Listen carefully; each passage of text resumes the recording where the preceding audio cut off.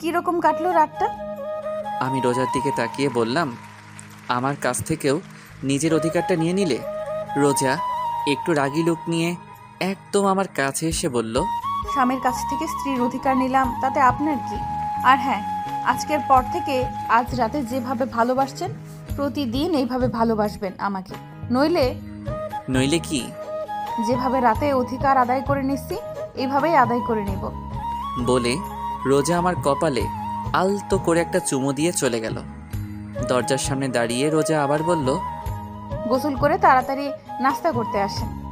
বলে চলে গেল। গোসল করে নাস্তার টেবিলে আসলাম।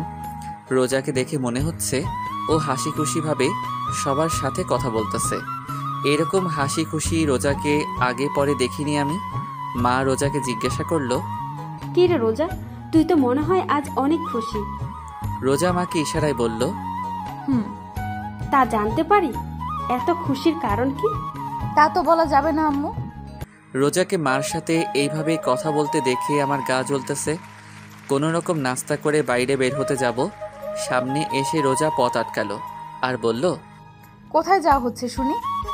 রোজা এমনভাবে কথাটা বলল আমার রাগ উঠে গেল। তারপরও আমি শান্তভাবে বললাম, সামনে থেকে সরো।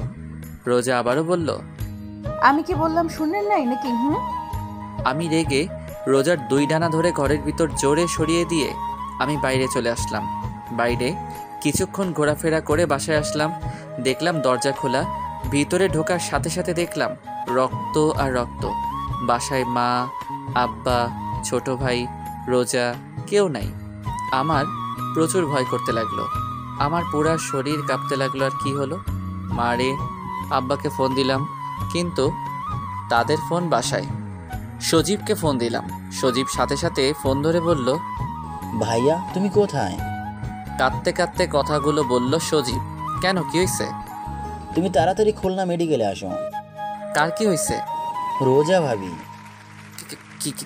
কি হয়েছে রোজার? তুমি তাড়াতাড়ি আসো বলে ফোন কেটে দিল। আমি বাইক নিয়ে হাসপাতালে গেলাম। ভিতরে ঢুকে দেখলাম মা, আব্বা, সজীব অপারেশন থিয়েটারের বাইরে দাঁড়ানো। আমি তাদের পাশে দাঁড়ালাম। মা আমাকে দেখার সাথে সাথেই আমার সামনে এসে আমাকে থাপ্পড় মারল আর বলতে লাগলো, এত ঘৃণা করিস রোজাকে? মা চুপ, আর না, অনেক সহ্য করেছি, আর না। তোর মতো ছেলে আমি জন্ম দিয়েছি ভাবতেও ঘৃণা করে। তোর মতো ছেলে আমার বাড়ির কোনো স্থান নেই। জামা কাপড় নিয়ে বের হবি বাড়ি থেকে। আমি আব্বুর দিকে তাকিয়ে বললাম, আব্বু তুমি কিছু বলবা না? বাড়ি থেকে বের হয়ে আমাদের একটু শান্তিতে থাকতে দে। আমি আর কোনো কথা না বলে বাইক নিয়ে বাসায় আসলাম। বাইকটা রেখে জামা কাপড় একটা ব্যাগে নিয়ে বাসা থেকে বের হয়ে পড়লাম। কোথায় যাব জানি না। দুপুরবেলা রৌদ্রের তীব্রতাপে উদ্দেশ্যহীনভাবে হাঁটতেছি রাস্তায় আর ভাবতেছি কি করলাম আমি, কি কারণে মা আব্বু বের হয়ে যেতে বলল আমাকে বাড়ি থেকে। ঢাকার একটা টিকিট কাটলাম, ঢাকা যাব। ওইখানে যে কিছু একটা করা যাবে। বাসে উঠে চলে আসলাম ঢাকা। বন্ধু মিজানের কাছে আসলাম। ও তো আমাকে দেখে পাগল।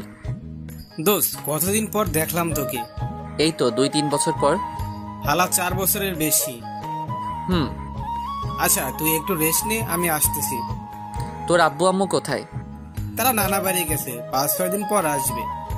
মিজান বলেই বাইরে চলে গেল আর আমি ঘুমিয়ে পড়লাম। বিকেলে ঘুম থেকে উঠে খাওয়া দাওয়া করে আমি আর মিজান বাইরে কিছুক্ষণ ঘোরাঘুরি করে বাসায় আসলাম। ছাদে বসে মিজান এসে পাশে বসলো আর বলল, তা মামা তোমার এই মন খারাপের কারণ জানতে পারি? মিজানকে সব বললাম। সব শুনে মিজান বলল, তা রোজার কি হয়েছে? তা তো দোস্ত আমিও জানি না রোজার কি হয়েছে। আচ্ছা এখন তুই কি করবি? কিছু তো একটা করা লাগবে। কোনো কাজ কাম আছে তোর হাতে? এখানে তো নাই, তো খুঁজতে হবে। আচ্ছা নিচে আয়, খেয়ে ঘুমাতে হবে। তুই যা, আমি আসছি। কিছুক্ষণ পর নিচে আসলাম, খাওয়া দাওয়া করে ঘুমিয়ে পড়লাম। সকালে মিজান আমাকে ঘুম থেকে উঠিয়ে বলল, সোহান আমি কাজে গেলাম, নাস্তা টেবিলে রেডি আছে। ভাত তরকারি ফিরিয়ে আসে, ওভেনে গরম করে খেয়ে নিস, আমি গেলাম। মিজান কাজে চলে গেল। কোনো কাজ কাম নাই, তাই আমি আবার ঘুমিয়ে গেলাম। এদিকে অপারেশনের পর রোজাকে কেবিনে দেওয়া হলো। রোজার জ্ঞান ফেরার পর আব্বু আম্মু সবাইকে দেখলো, কিন্তু সোহানকে দেখলো না। রোজা মনে মনে ভাবতেছে হয়তো কেবিনের বাইরে আছে। এইভাবে ভাবতে ভাবতে সকাল গড়িয়ে দুপুর, দুপুর গড়িয়ে রাত, সোহানের দেখা নাই। রোজার এমন অস্থিরতা দেখে মা জিজ্ঞাসা করলো, কি হয়েছে, এমন করতেছিস কেন? রোজা সহ্য করতে না পেরে কান্না করে দিল। কি রে, কি হয়েছে বলবি তো? রোজা কাঁদতে কাঁদতে বলল, উনি কই? উনি কে? আমার স্বামী। ও সোহান, ও একটা কাজে কিছুদিনের জন্য বাইরে গেছে। মা আর কোনো কথা বলল না, উঠে বাইরে চলে আসলো। আর রোজা মনে মনে ভাবতেছে, আমি হসপিটালে, তারপরও উনি চলে গেছে। আমার চাইতে কাজ বড় ওনার। আসুক উনি, আর কথা বলবো না। ওনার সাথে কিভাবে নিজেকে রোজার মনে অভিমান জমতে থাকে সোহানের প্রতি। এদিকে রাতে, দোস্ত, একটা কাজ আছে, করবি? কি কাজ? ড্রাইভারি। তুই তো ড্রাইভ করতে জানিস। আচ্ছা আমি করব। কবে থেকে যাব? সকালে তুই আর আমি যে কথা বলবো, আর বেতন 15 বা 16,000 দিতে পারে। করবি তুই? শখের বসে গাড়ি চালানো শিখছিলাম, কিন্তু এখন তারপর ঘুমিয়ে পড়লাম। সকালে যে কথাবার্তা বলে কাজে লেগে গেলাম। এভাবে দেখতে দেখতে 10 দিন কেটে গেল। সোহান আর রোজার আবার বিয়ে হবার কথা ছিল, কিন্তু সোহান নাই, তাই বিয়েও হয় নাই। রোজা এই 10 দিনে 1000 বারের উপর মা আব্বুকে জিজ্ঞাসা করলো সোহানের কথা। উনি কোথায় আছে, কি করে, কবে আসবে ইত্যাদি। সোহানের আব্বু আম্মু কৌশলে এড়িয়ে যায় রোজার থেকে। রোজা একা একা থাকতে পারতেছে না, দম বন্ধ হয়ে আসছে রোজার। একটা মুহূর্ত সোহানকে ছাড়া ভাবতে পারে না রোজা। এইভাবে দেখতে দেখতে আরও 20 দিন কেটে গেল। রোজা এই কয়দিনে ভালোভাবে লক্ষ্য করলো যে ও হাসপাতাল থেকে আসার পরে কাউকে সোহানের সাথে কথা বলতে দেখে নাই। ফোনে কেউ সোহানের কথা জিজ্ঞাসা করে না, সবাই যে যার কাজে ব্যস্ত থাকে। তাহলে সোহান কোথায় গেছে? আজকে আমার জানতেই হবে সোহান কোথায়। রোজা সোজা সজীবের রুমে গেল, যে সজীবকে জিজ্ঞাসা করলো, সজীব, তোমার ভাইয়া কই? ভাইয়া তো একটা কাজে বাইরে গেছে, কদিন পর চলে আসবে। সজীব, তোমার ভাইয়ার কসম, তোমার ভাইয়া কোথায় আমাকে বলো। না মানে ভাবি। সজীব বলো। সজীব আমতা আমতা করে বলল, ভাইয়াকে বাসা থেকে বের করে দিয়েছে আব্বু আম্মু। রোজা কথাটা শুনে ধপ করে নিচে বসে পড়ল আর বলল, কেন? তোমার জন্য। আমার জন্য মানে? ওই দিন তোমাকে ধাক্কা দিয়ে ফেলে দিচ্ছিল, তাই তোমার মাথা পেটে রক্ত পড়তেছিল। আমরা তোমাকে হাসপাতালে নিয়ে গেছিলাম। তখন ভাইয়া হাসপাতালে আসে, তখন মা আব্বা তাকে বাসা থেকে বের করে যেতে বলছিল। তখন ভাইয়া চলে যায়। ভাইয়া এখন কোথায় আছে আমরা জানি না। রোজা হাউমাউ করে কান্না করতে লাগলো। রোজার চোখ থেকে কান্নার স্রোত বইতে থাকলো। রোজার কান্নার আওয়াজ শুনে সোহানের মা রুমে ঢুকলো। সজীবের দিকে তাকালো। সজীব ইশারায় মাকে বলল, সব বলে দিছি। মা আস্তে। রোজার মাথায় হাত রাখলো। রোজা ফুপিয়ে কাঁদতে কাঁদতে বলল, আম্মু ওই দিন ইনে আমাকে ধাক্কা দেয় নাই, শুধু সরিয়ে দিছে। আমার শাড়ি ওই দিন পায়ে পেঁচিয়ে গিয়েছিল, তার জন্য আমি পড়ে গেছি। সোহানের মা রোজার কথা শুনে নিশ্চুপ। কি বলবে? সে তো ভাবছে রোজাকে সোহান দেখতে পারে না, ঘৃণা করে, তাই ওই দিন ধাক্কা দিয়ে ফেলে দিছে। ওই দিন রোজাকে সোহান সরিয়ে দেওয়ার কারণে রোজার পায়ে রোজার শাড়ি পেঁচিয়ে যায় আর রোজা পড়ে যায়। মারাত্মকভাবে আঘাত হয় রোজার, তাই অনেক রক্তক্ষরণ হয়। এত রক্ত দেখে সোহানের মা ভয় পেয়ে যায়। লজ্জা, ঘৃণা, রাগে, অভিমানে ওই দিন সোহানকে বাড়ি থেকে বের হয়ে যেতে বলে সোহানের মা, সাথে সোহানের আব্বুও। কিন্তু সোহান সত্যি চলে যাবে এটা তারা ভাবতেও পারেনি। তারপর যখন চলে গেছে তাদের এক বিন্দু আফসোস হয় নাই সোহানের জন্য, কিন্তু এখন হচ্ছে আফসোস রোজার কথা শুনে। কেন যে ওই দিন সোহানকে যেতে বলল। সোহানের মা রোজার মাথায় হাত বুলাতে বুলাতে বলল, চলে আসবে সোহান। রোজা অনবরত কান্না করতেছে। রোজা ফুপিয়ে ফুপিয়ে কান্না করতে লাগলো আর বলতে লাগলো, আম্মু, আমি ওনার জীবনে আসার পর উনি কষ্ট ছাড়া আর কিছুই পায় নাই। তুই শুধু শুধু নিজেকে দোষ দিচ্ছিস। না আম্মু, আমার কারণে ওনার ভালোবাসার মানুষকে হারালে, আমার কারণে আজ উনি ওনার পরিবার ছাড়া। আম্মু, আপনার পায়ে পড়ি, আমার কাছে আমার স্বামীর আইনা দেন আম্মু। রোজার এইভাবে কান্না করতে দেখে সোহানের মারও কান্না চলে আসে। সোহানের মা কান্না করতে করতে বলল, তোর স্বামীরে যেভাবে হোক তোর কাছে এনে দেবো মা, তুই একদম ভেঙে পড়বি না। রোজার আজ অনেক কষ্ট হচ্ছে। মনে মনে ভাবছে, কি দিলাম আমি ওনাকে? ওনারে কিছু দেওয়ার আগেই ওনার কাছ থেকে অজান্তে সব কিছু কেড়ে নিলাম। সোহানের আব্বু আম্মু ছোট ভাই খোঁজ খবর শুরু করে দিছে সোহান কোথায় আছে, কিন্তু তারা সোহানের কোনো খবর পায় নাই। সোহানের সব বন্ধু বান্ধবের কাছে গেছিল, কিন্তু তারাও কেউ সোহানের খবর জানে না। সোহানের আব্বু আম্মু সারাদিন খোঁজে রাতে বাসায় আসলো, দরজায় কড়া নাড়ল, সাথে সাথে রোজা দরজা খুলল। আজ সারাদিন রোজা দরজার পাশে বসেছিল, কখন নিয়ে আসবে সোহানকে আব্বু আম্মু। কিন্তু দরজা খুলে সোহানের আব্বু আম্মুর মুখ কালো দেখে রোজা কান্না করতে লাগলো আর বলতে লাগলো, আম্মু আমার স্বামী কই? মা কি বলবে, তার কাছে কোনো উত্তর নাই। তারপরও কোনো রকম ভাবে রোজাকে বলল, দেখ মা, তুই কোনো চিন্তা করিস না, আমি যেভাবে হোক তোর স্বামীকে তোর কাছে ফিরিয়ে দেব। রোজা মাকে জড়িয়ে ধরে কান্না করতে লাগলো। আম্মু আমি এত কষ্ট সইতে পারতেছি না, ওনারে ছাড়া আমার দম বন্ধ হয়ে আসে। মা রোজাকে বলল, একটু ধৈর্য ধর। আর কত আম্মু, এতদিন তোমরা আমারে কেন মিথ্যা বলছো যে উনি কাজে গেছে? তুই অসুস্থ ছিল, আর আমি জানি তুই সোহানকে ভালোবাসিস। তুই যদি জানতি সোহান চলে গেছে তাহলে তুই কষ্ট পাবি, ভেঙে পড়বি, তাই বলিনি। কিন্তু আমি তোকে ওয়াদা করতেছি, সোহানকে তোর কাছে এনে দেব যেভাবে হোক। এদিকে সোহান একটা আলাদা রুম নিছে, এখন একা একা মাঝে মাঝে মিজান এসে দেখা করে যায়। আমি সকাল 10টায় কাজে যাই আর বিকাল 4 বা 5টায় বাসায় আসি। এসে রান্না বান্না করে একটু বাইরে ঘোরাফেরা করি, তারপর খাওয়া দাওয়া করে ঘুম। রিয়ার কথা আমার অনেক মনে পড়ে, রোজার কথাও মনে পড়ে। রাতে ঘুমানোর সময় রোজার সাথে আমার বিয়ে হবার পর ওর এক একটা রাত আমার আলাদাভাবে কাটছে। কোনো দিন রোজা রাগ করে থাকতো, কোনো দিন কান্না করতো, কোনো দিন জড়িয়ে ধরে শুয়ে থাকতো, কোনো দিন আবার অভিমান করতো। আবার কোনো একদিন রাতে অনেক ভালোবাসা দিছিল আমাকে রোজা। জানি না ওই দিন রোজার কি হয়েছিল, বেঁচে আছে না মারা গেছে তাও জানি না। মাঝে মাঝে ফোনটা অন করতে মন চায়, মা আব্বুর সাথে কথা বলতে মন চায় এখনই বাড়ি যাই। কিন্তু যখনই বাড়ি যেতে মন চায় তখনই আব্বুর ওই কথা মনে পড়ে, আমাদের একটু শান্তিতে থাকতে দে। তারা কি বোঝে না তাদের ছেড়ে থাকতে আমার কত কষ্ট হয়, কত খারাপ লাগে। কাউকে কিছু বলতেও পারি না, সইতেও পারি না। এভাবে দেখতে দেখতে আরও 1 মাস কেটে গেল। অনেক খোঁজ করছে সোহানকে। সোহানের আব্বু আম্মু কিন্তু কোথাও সোহানকে পাই নাই। রোজা খাওয়া দাওয়া ধরতে গেলে ছেড়ে দিয়েছে, একবেলা খাইতো, 2 বেলা খায় না।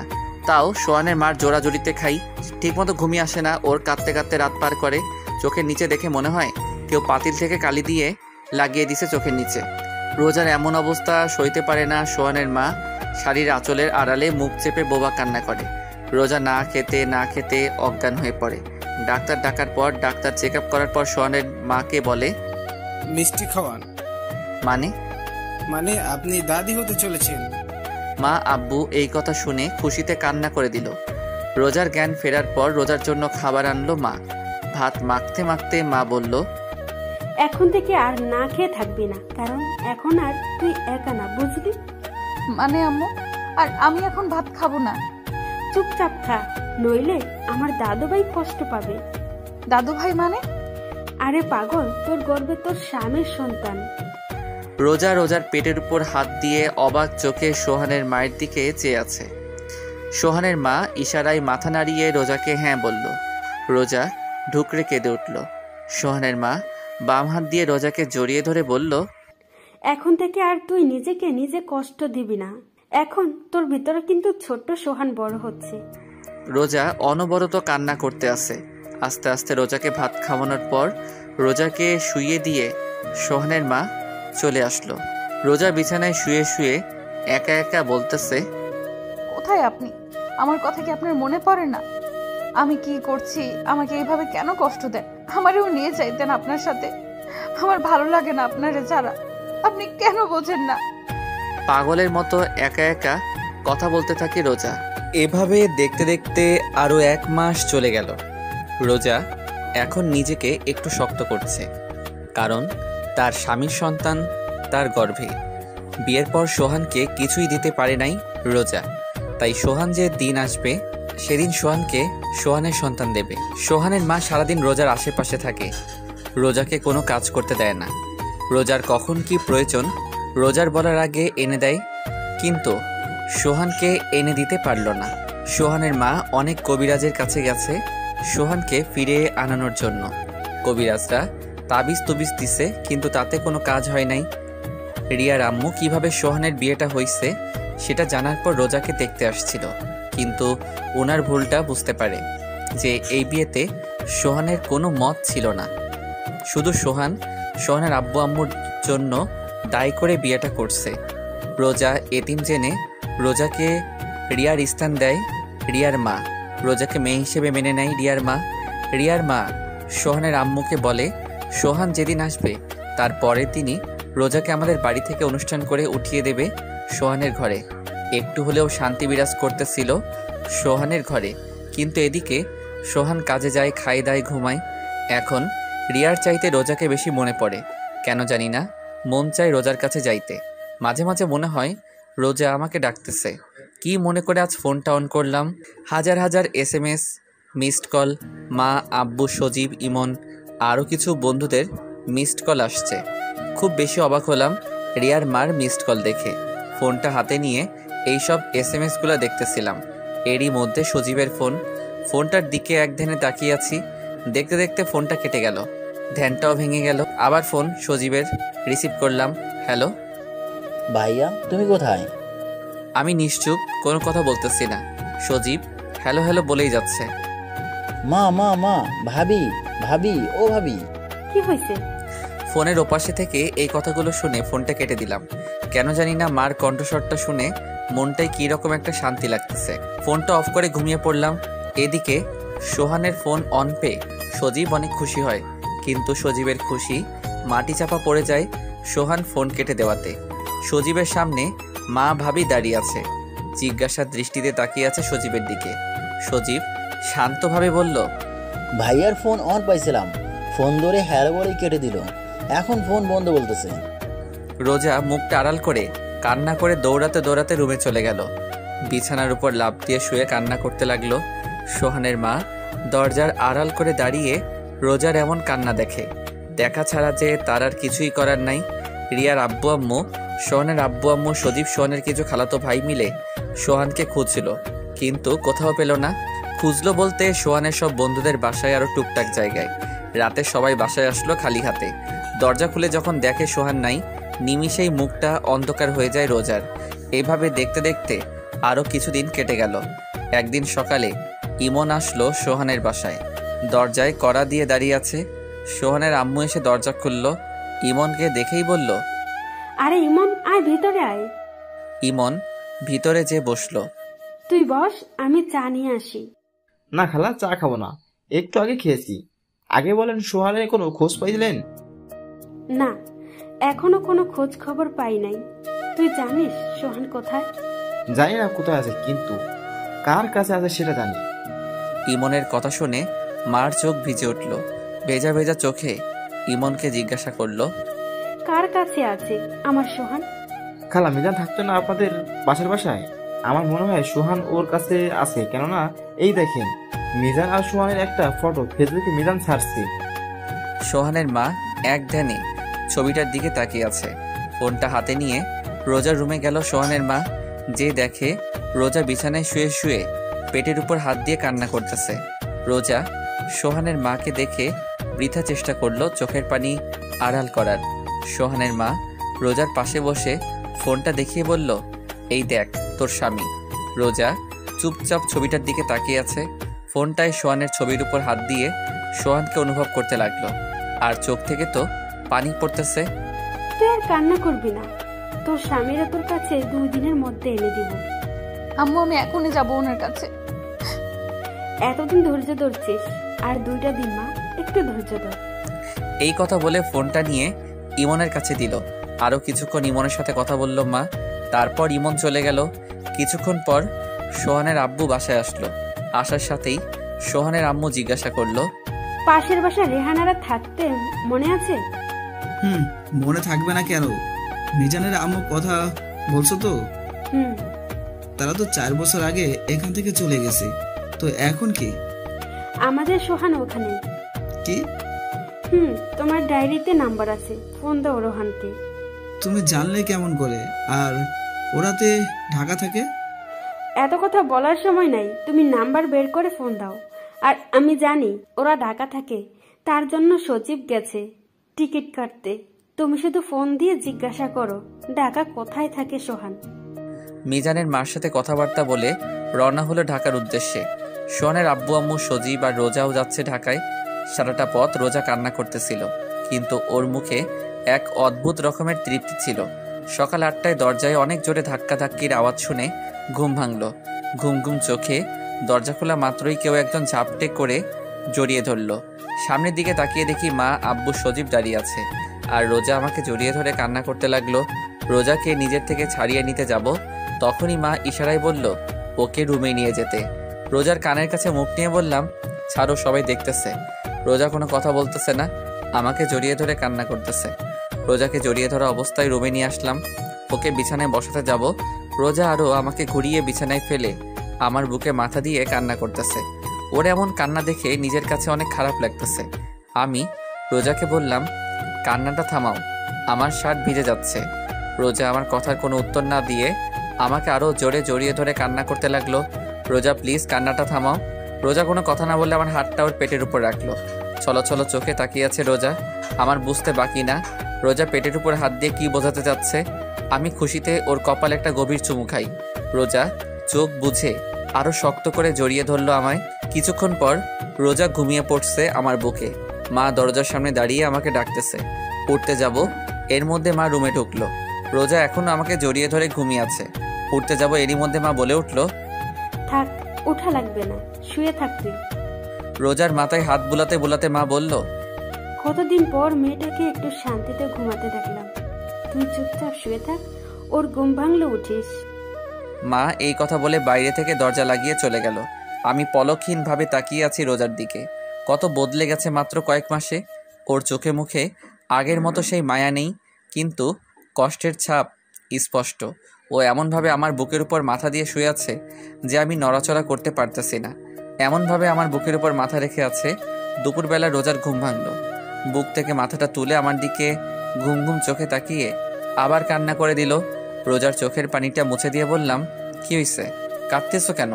ও কোনো কথা না বলে শক্ত করে জড়িয়ে ধরে বুকের উপর মাথা রেখে কান্না করতেছে। আমি ওর পিঠে আস্তে করে হাত দিয়ে একটু নাড়া দিয়ে বললাম, রোজা, তোমাকে আমি একদিন বলছি আমার সামনে কান্না করবে না। এইবার রোজা কান্না থামিয়ে চুপচাপ বুকে শুয়ে আছে। রোজা, রোজা, রোজা, কি কথা বলবা না? আচ্ছা ঠিক আছে, কথা বলা লাগবে না, এরকম বোবা হয়ে থাকো। দেখি সরো, আমি উঠবো। এই কথা বলার সাথে সাথে রোজা আরো শক্ত করে আমাকে জড়িয়ে ধরলো। তা কিছু তো বলো। আপনি আমাকে রেখে চলে আসছেন কেন? আমি কোনো কথা না বলে চুপচাপ শুয়ে আছি। আমার চুপ থাকা দেখে রোজা বলল, আপনি কি আমাকে আরো কষ্ট দিবেন? কি রকম অদ্ভুতভাবে কথাটা বলল রোজা। আমার কাছে মনে হলো ওর এই কথাটা বলতে অনেক কষ্ট হয়েছে। আমার আবার চুপ থাকা দেখে রোজা আস্তে আস্তে ওর মুখটা আমার মুখের কাছে আনলো আর বলল, কি হলো? এখন তো দেখি আপনি বোবা হয়ে গেছেন। আমি কি বলবো? ও জোরে জোরে নিঃশ্বাস নিতেছে আর ওর সব নিঃশ্বাস আমার মুখের উপর পড়তেছে। অনেক ভালো লাগতেছে এই মুহূর্তটা। মন চাচ্ছে ওর ঠোঁটে একটু ডুব দেই, কিন্তু মনের কথা মনে রেখে রোজাকে আমতা আমতা করে ঢোক গিলে বললাম, শুধু রোজা। রোজা বলার সাথে সাথে রোজা ও ঠোঁটটা আমার ঠোঁটে ডুবিয়ে দিল। কতক্ষণ ছিলাম আমি জানি না। দরজায় কড়া শুনে দুজনের হুঁশ আসে। লজ্জায় কেউ কারো দিকে তাকাতে পারছি না। আমি দরজা খুলতে যাব, এরই মধ্যে রোজা চিল্লায়, বলে উঠল, কে? দরজার ওপাশ থেকে মা বলে উঠল, আমি। আম্মু তুমিও না, তুমি যাও, আমরা পরে বের হচ্ছি। আচ্ছা, তোর যখন খুশি তখন বের হ। টেবিলে খাবার রাখা আছে, আমরা একটু মিজানদের বাসায় যাচ্ছি। আচ্ছা আম্মু, ঠিক আছে। আচ্ছা, আমি যাই। তাড়াতাড়ি আসবে আম্মু। মা আব্বু চলে গেল। আমি রোজাকে বললাম, মার সাথে কেউ এভাবে কথা বলে? আমি বলি, আমার মা আমি যেমন কথা বলি তাতে আপনার কি? ওই কথা বলে রোজা আবার ওর ঠোঁট আমার ঠোঁটের কাছে আনতে লাগলো। আমি বললাম, রোজা না, একদম না। আবার ডুবিয়ে দিল রোজা রোজার ঠোঁট আমার ঠোঁটের উপর। কিছুক্ষণ পর নিজেকে রোজার কাছ থেকে ছাড়িয়ে নিয়ে বললাম, যাও হাত মুখ ধুয়ে আসো, ভাত খাবো। না, আমার খিদা নাই। আমি অন্য কিছু খাবো। আমার ঠোঁট দেখিয়ে বলল কথাটা। আমিও একটু রাগী লুক নিয়ে বললাম, এতক্ষণ খাইছো, মন ভরে নাই? ও একটু কান্না করে দিয়ে বলল, আপনি খালি রাগ দেখান আমার উপর। আচ্ছা আচ্ছা, আর রাগ দেখাবো না, এইবার তো কান্না থামাও। আগে আমার এইখানে এইখানে এইখানে চুমু দেবেন, তাহলে কান্না থামাবো। একটু বেশি বেশি হয়ে যাচ্ছে না? এইবার রাগী লুক নিয়ে বলল, দেবেন না তাই তো? আপনি আর কি দিছেন আমাকে কষ্ট ছাড়া? আচ্ছা আচ্ছা দিতেছি বলে ওর দিকে আগাতে লাগলাম। ও চোখ বন্ধ করে আছে, চোখটা হালকা ভিজা ভিজা, ঘন ঘন ঢোক গিলতেছে, চোখের নিচে কালো দাগ পড়ে আছে। তো কি হয়েছে? ওকে এখন অনেক সুন্দর লাগতেছে। আমি একদম ওর কাছে গিয়ে দাঁড়িয়ে আস্তে করে বললাম, দেওয়া কি লাগবেই? রোজা কোনো কথা না বলে চোখ বন্ধ থাকা অবস্থায় মাথা নাড়িয়ে হ্যাঁ বলল। আমি প্রথমে ওর কপালে, তারপর ঠোঁটে, তারপর গলায় একটা একটা করে চুমু দিলাম। গলায় চুমু দেওয়ার সাথে সাথে রোজা আমাকে ঝাপটে ধরলো। অনেকক্ষণ পর ছাড়লো আমাকে। যাও হাত মুখ ধুয়ে আসো, ভাত খাবো এখন। হুম। রোজা ফ্রেশ হয়ে আসলো, তারপর আমি একটু ফ্রেশ হলাম। দুজনে একসাথে খাবার টেবিলে বসলাম। আমি খেতে শুরু করলাম, কিন্তু রোজা না খেয়ে আঙুল দিয়ে ভাত নাড়াচাড়া করতেছে। তাই আমি বললাম, খাও। রোজা কোনো কথা বলতেছে না। আমি আবার বললাম, কি হলো, খাও। এবার রোজা আমতা আমতা করে বলল, কেউ যদি খাওয়াইয়া দেয় তাহলে আমি খাবো, আর নইলে খাবো না। এই যে ঢং না করে চুপচাপ খাও। রোজা কোনো কথা না বলে খাবার টেবিল থেকে উঠে রুমে চলে গেল। আমি এখন আর কি করব? একটা প্লেটে ভাত তরকারি নিয়ে রুমে আসলাম। রুমে এসে দেখি রোজা বিছানায় শুয়ে কান্না করতেছে। আমি ওর ঘাড়ে হাত দিয়ে ডাক দিলাম, রোজা এই নাও খাও, না খাইলে তো শরীর খারাপ হবে তোমার। আমি না খেলে আপনার কিছু যায় আসে? আর আমার শরীর খারাপ হলে আপনার কি? তোমার শরীর খারাপ হলে আমার কিছু যায় আসে না, কিন্তু আমার সন্তান তোমার গর্ভে।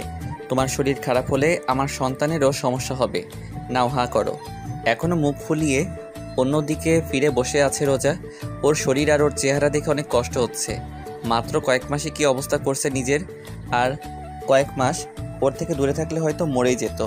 ওর গাল ফুলিয়ে বসে থাকতে দেখতে আমার একদমই ভালো লাগে না। রোজাকে আবার বলতে লাগলাম, রোজা তোমার জন্য আমার মনে একটু হলেও জায়গা হয়েছে, কিন্তু কতখানি জায়গা হয়েছে তা আমি জানি না, কারণ আমি এখনও রিয়াকে ফিল করি, অনুভব করি। এইবার রোজা আমার দিকে ফিরল আর বলল, আপনার মনে আমার জন্য যতটুকু জায়গা হয়েছে তাতেই আমার হবে, আর বাকিটুকু জায়গা আপনি রিয়া আপুকে রাখবেন। আর ভুলেও যদি অন্য কোনো মেয়ে আমার আর রিয়া আপুর জায়গায় আসে তাহলে কিন্তু আপনার। তাহলে কি আমার? আগে আসুক না কেউ, তারপর।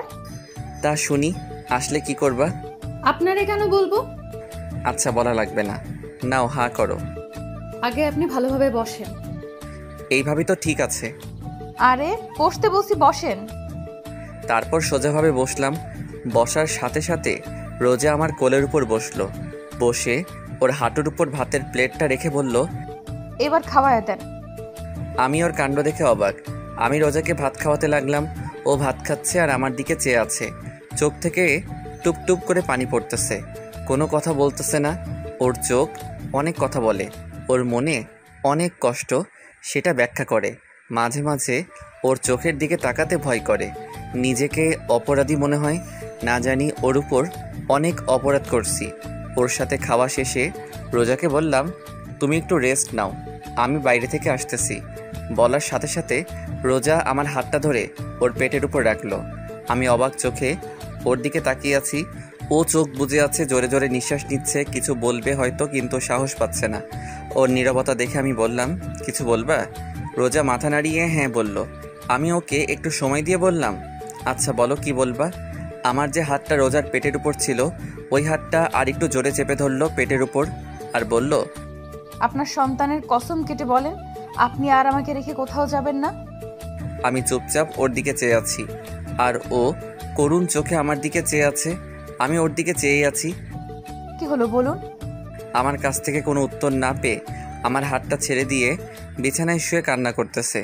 আমি ওর পাশে বসে আছি আর ও শুয়ে অন্যদিকে ফিরে কান্না করতেছে। আমি ভাবতেছি রোজাকে এখন কি বলবো। রোজা আমার কাছে থাকলে রিয়ার কথা মনে পড়ে যায় যে এখানে রিয়ার থাকার কথা ছিল। রোজা এসে ভাগ বসাইছে, আবার রোজা আমার কাছ থেকে দূরে থাকলে রোজাকে কাছে পেতে মন চায়। আমি আস্তে করে রোজার পিঠে হাত দিয়ে ডাক দিলাম, রোজা, রোজা দেখি এদিকে ফেরো। রোজা তারপরও চুপ করে আছে। ওকে একটু জোর করে আমার দিকে ফিরিয়ে ওর পেটে হাত দিয়ে বললাম, যদি তুমি ধরে রাখতে পারো তাহলে আজীবন তোমার সাথে থাকবো।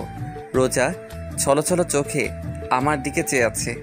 আমি বললাম, কি হলো, পারবা তো? পারবো মানে? ইনশাল্লাহ পারবো। পারলেই ভালো। রোজা শোয়া অবস্থায় ওর হাত দুটি মেলে আমাকে ওর কাছে ডাকতেছে। ওর ডাকে সাড়া না দিয়ে কোনো উপায় নাই, আস্তে করে জড়িয়ে ধরলাম। ও আমার ঘাড়ে মুখ বুজে কান্না করতেছে। আমি ওর কানের কাছে আমার মুখটা নিয়ে বললাম, এত পানি তোমার চোখে কোথা থেকে আসে? ও আমার কানের কাছে মুখ নিয়ে আস্তে আস্তে করে বলল, কোথা থেকে আসে জানি না, কিন্তু আমার চোখে পানি আপনার জন্য আসে। মানে? মানে আবার কি, ভালোবাসি তাই। আপনার একটুখানি অবহেলা আমাকে অনেক অনেক কষ্ট দেয়। আমার মুখের ভাষা মনে হয় রোজা কেড়ে নিয়েছে। কি বলবো আমি, কি বলা উচিত এখন আমার জানা নাই। একটা কথা বলবো? বলো। রাগ করবেন না তো? আরে বলো তো। আপনি শুধু রাগ করেন কেন? আমি ওকে ছেড়ে দিয়ে বসে নরম সুরে বললাম, কি বলবা বলো। রোজা উঠে আমার পাশে বসে ওর দুই হাত আমার গলায় রেখে আহ্লাদি সুরে বলল, ওই দিন কিভাবে অধিকার আদায় করছি মনে আছে? আমি আমতা আমতা করে বললাম, কোন দিন? বলার সাথে সাথে রোজা আমাকে ধাক্কা দিয়ে বিছানায় ফেলে আমার উপর উঠে বসে বলল, এবার মনে পড়ছে কোন দিন? আমি আবার বললাম, কোন দিন? এইবারও আমার শার্টের বোতাম একটা খুলে আরেকটায় হাত দিয়ে বলল, এখনো মনে পড়ে নাই? পড়ছে, মনে পড়ছে। তাহলে এতক্ষণ ঢং করলেন কেন? না মানে। তাহলে শুরু হয়ে যাক। কি? কি মানে? বলেই মুখে কিস করতে লাগলো। এরই মধ্যে দরজা খোলার শব্দ শুনলাম। মনে হয় মা আব্বু আইছে। এদিকে রোজা পাগল হয়ে গেছে। রোজাকে বললাম, মা আইছে, সরো। রোজা কোনো কথা না বলে ও ওর কাজ করতেছে। রোজাকে এক প্রকার জোর করে নিজের থেকে ওকে ছাড়িয়ে বাইরে আসলাম। বাইরে আসার সাথে সাথে মা ঘরের ভিতর ঢুকতেছিল। আমারে বের হতে দেখে মা বলল, রোজা কই? আমি বললাম, আসছো সেই সকালে, আমাকে একবারও জিজ্ঞাসা করছো আমি কেমন আছি? তুই কেমন আছিস আমার জানা লাগবে না। আমার নাতির মা কেমন আছে, কেমন থাকবে সেটা জানলেই চলবে আমার। দেখি সর। আর রোজা কোথায়? রুমে আছি। রুমে যেতে যেতে বলল, রাত 8টায় বাসায় খুলনা যাব, রেডি থাকিস। মিজান টিকিট কাটতে গেছে। তারপর আব্বুর সাথে টুকটাক কথা বললাম। আব্বু একটু ইমোশনাল হয়ে বলল, তখন রাগের মাথায় এইসব বলছি, আরো অনেক কথা ইত্যাদি। তারপর ছোট ভাই সজীব, সেও সেম একটু ইমোশনাল হইয়া কথা বলল, একটু কান্নাও করলো। কিন্তু আমার মা, সে তো রোজার ভক্ত, আমি তার ছেলে, সে তো ভুলিয়েই গেছে। রাতে মিজানের কাছে থেকে বিদায় নিয়ে খুলনা রওনা দিলাম। আমার আর রোজাকে পিছনের সিটে দেওয়া হলো। মা আব্বু আমাদের থেকে 4-5 সিট আগে, আর তার আগে সজীব। রোজা জানালার পাশের সিটটাই বসছে। গাড়ি চলছে তার আপন গতিতে। রোজা ওর দুই হাত দিয়ে আমার এক হাত জড়িয়ে ধরে আছে। রোজার মাথাটা আমার ঘাড়ের উপর। জানালা থেকে বাতাস ঢুকতেছে, আর সেই বাতাসে রোজার কিছু চুল আমার মুখের উপর পড়তেছে। অনেক ভালো লাগতেছে আমার। রোজার চুলে এক অদ্ভুত রকমের ঘ্রাণ আছে, কী রকম একটা মাতাল করা ঘ্রাণ। প্রায় মধ্যরাত, তখন আশেপাশে প্রায় মানুষ ঘুমে, আবার কেউ কেউ মোবাইলে ব্যস্ত। আর আমি চেয়ে আছি রোজার দিকে। অপরূপ সুন্দর লাগতেছে রোজাকে। কোন সময় চাঁদের আলো পড়তেছে, আবার কোনো সময় সোডিয়ামের আলো পড়তেছে রোজার মুখের উপর, যা ওর সৌন্দর্যকে আরও বাড়িয়ে দিয়েছে। অনেক ভালো লাগতেছে এই সময়টা। এইভাবেই সারাটা পথ রোজার দিকে চেয়েছিলাম। বাসায় এসে আমি অবাক, কারণ বাসায় মেহমান ভরা। মনে হয় কোনো আয়োজন হবে। রুমে আসলাম, কতদিন পর আমার নিজের রুমে আসলাম। বিছানায় গাটা এলিয়ে দিলাম। বাসায় আসার পর রোজাকে আর দেখতে পাই নাই। মনে মনে ওকে খুঁজছি, কিন্তু পাই নাই। লজ্জায় কাউকে জিজ্ঞাসা করি নাই। কিছুক্ষণ পর আমার 2 খালাতো ভাই আমার রুমে আসলো। এসে বলল, ভাইয়া এই নাও, এগুলো পরে বাইরে আসো। বলে আমার হাতে একটা নতুন লুঙ্গি আর একটা গেঞ্জি দিয়ে চলে গেল। আমি ওদের কথায় পাত্তা না দিয়ে লুঙ্গি আর গেঞ্জি বিছানার পাশে রেখে চুপচাপ বিছানায় শুয়ে আছি। রোজার অপেক্ষায় আছি কখন আসবে, কিন্তু ওর আসার কোনো নামগন্ধই নাই। কিছুক্ষণ পর মা আসলো। এসে বলল, কি হলো, তুই এখনো চেঞ্জ করিস নাই? মা, এইগুলো কেন পরবো? তাড়াতাড়ি পর, তোর আর রোজার গায়ে হলুদ আজ, আর আজ রাতে বিয়ে। মা, এসব কি জন্য? তোর জানা লাগবে না, তাড়াতাড়ি পর। এগুলা পরে বাইরে আয়। বলে মা চলে গেল। এই রোজা যে কোথায় গেল? বাসায় আসার পর এখনও আমার সামনে আসলো না। লুঙ্গি আর গেঞ্জি পরে বাইরে আসলাম। ছোট ভাইরা আমাকে দেখে হাসতেছে। কোনো সময় তো আমাকে লুঙ্গি পরতে দেখে নাই, তো তাই হয়তো হাসতেছে। আমার কিছু খালাতো মামাতো বোন আর কিছু পাড়া প্রতিবেশী হলুদ শাড়ি পরে বাইরে বের হচ্ছে। আমি আমার খালাতো ভাই শিহাবকে বললাম, ওরা কোথায় যায়? রিয়া আপুদের বাসায়। আমি অবাক চোখে শিহাবের দিকে তাকিয়ে বললাম, রিয়াদের বাসায় যাই কেন? আরে রোজা ভাবি তো রিয়া আপুদের বাসায়। সকালে রিয়া আপুর মা এসে নিয়ে গেছে রোজা ভাবিকে। আমি শিহাবের কথা আগামাথা কিছুই বুঝি নাই। তা রোজাকে কেন নিয়ে গেছে রিয়ার আম্মু? রিয়ার আব্বু আম্মু রোজা ভাবিকে রিয়ার স্থান দিয়েছে, তাই এখন থেকে রোজাই রিয়া, রিয়া আপুর আব্বু আম্মুর কাছে। বুঝলাম।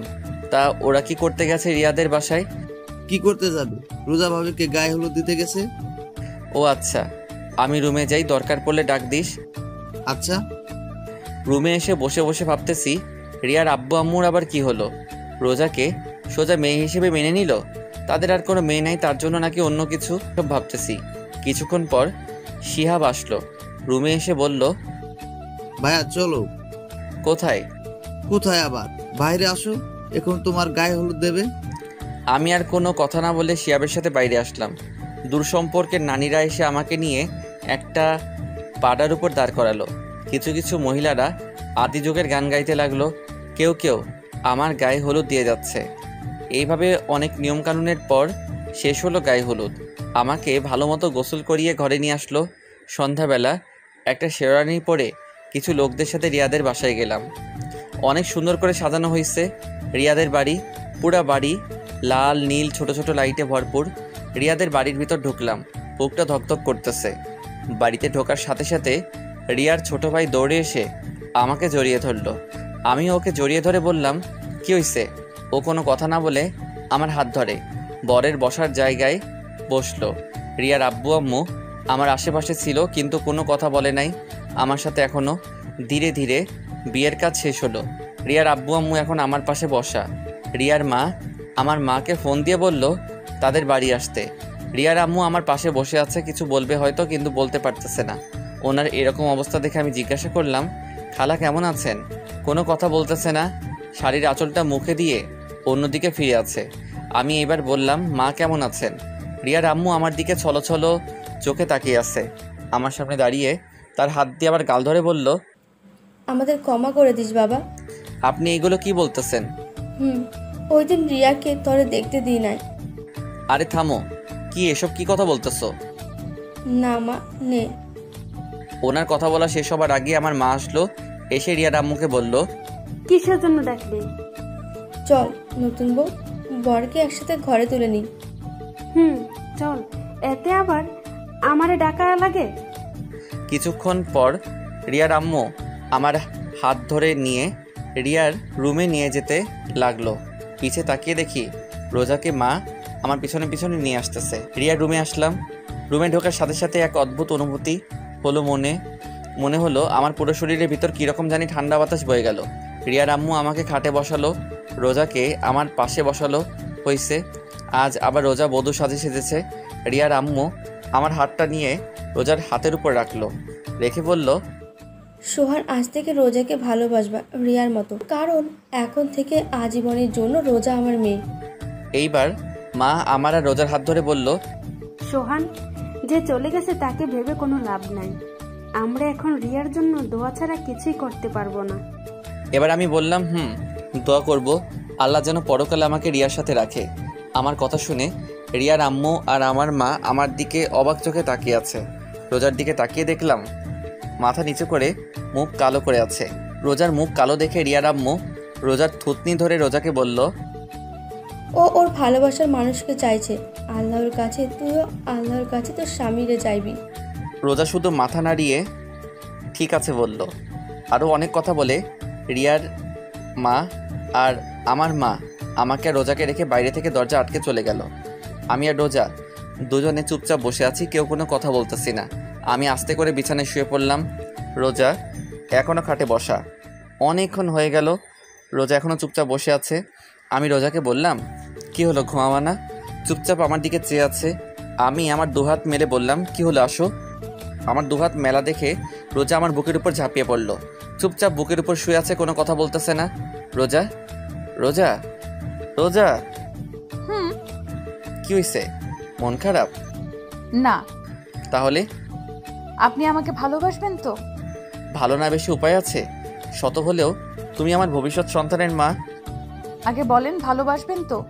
বাঁচতে পারি, একটা শর্ত আছে। কি কি শর্ত বলেন, আমি সব মানতে রাজি আছি। আমাকে তুমি করে বলতে হবে, তাহলেই হবে। আচ্ছা ঠিক আছে। রোজা, বলো। আজকে আমাদের কি রাত? কি রাত? আজকে আমাদের বাসর রাত। তা কিছু হবে না। মুখটা তুলে আমার দিকে তাকিয়ে, যা দুষ্টু বলেই রোজা আমার বুকে ঝাঁপিয়ে পড়লো। আর শুরু হলো সোহান আর রোজার নতুনভাবে পথ চলা। কিন্তু রিয়া থেকে যাবে আজীবন সোহানের হৃৎপিণ্ডে। গল্পটা কেমন হলো প্লিজ জানাবেন। আর যারা পরবর্তী পার্ট গল্প পেতে আমাদের চ্যানেলটি সাবস্ক্রাইব করে পাশে থাকা বেল আইকনটি বাজিয়ে দিন। সবাই ভালো থাকবেন, সুস্থ থাকবেন। দেখা হবে পরের গল্পে। আল্লাহ হাফেজ।